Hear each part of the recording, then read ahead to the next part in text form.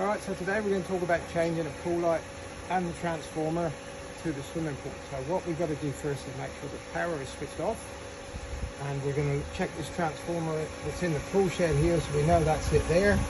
So we'll isolate it, turn it off so there's no power going to the pool.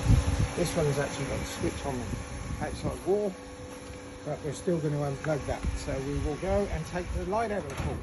A lot of people will have a reference to this product and the brand, but we retrofit this one very, very easily. We've got an insert light which fits into this frame, so it's very convenient for you as an installer or a purchaser of this light. Very easy to change over.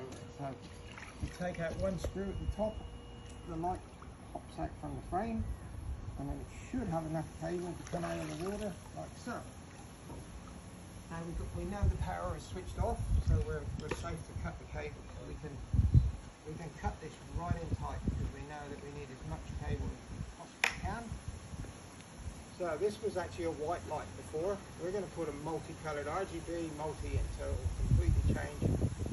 The beam angle on this light is kind of narrow straight to the middle. What we're putting in is 260 degrees. It's going to go right through the whole pool and give the parameter of the pool a wash. This particular brand has a chipset in the middle. We're going to go the whole way. You'll see when we splice this to the next video. Okay, so now we're going to prep the cable. As you can see, we've got about 130 mil out of the water, so we don't drain pools. So we can work with this as long as the cable's good. Let's see if it's, hopefully it's not too black.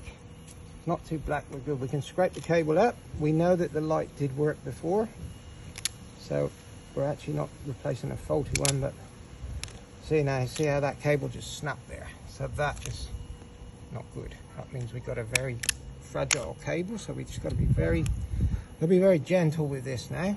So I'm just gonna be very cautious when we cut this.